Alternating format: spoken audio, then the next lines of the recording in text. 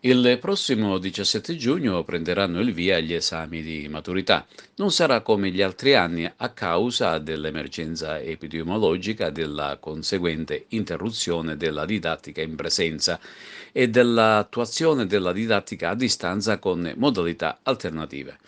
Dicevamo che il tempo si avvicina e il prossimo 15 giugno andranno ad insediarsi le commissioni per preparare accuratamente ogni cosa per garantire le nuove disposizioni ministeriali.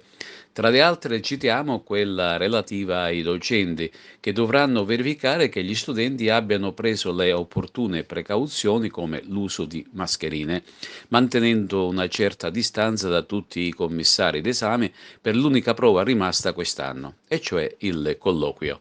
Ma sono sorti alcuni problemi di carattere organizzativo. Molti presidenti infatti hanno declinato l'invito di presiedere le commissioni.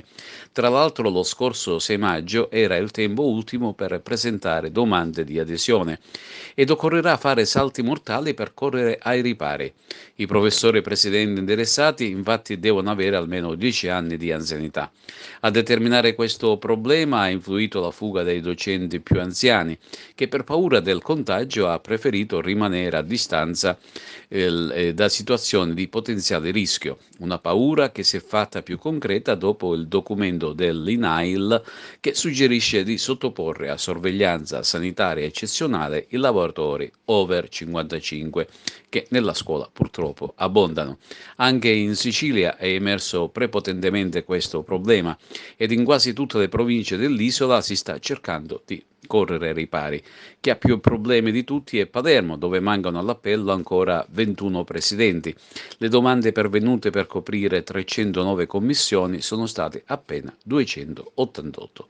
Nelle altre province siciliane la situazione è decisamente migliore ed in totale sono appena 78 le istanze che superano quelle strettamente necessarie a completare le 1258 commissioni che valuteranno tutti i maturanti siciliani.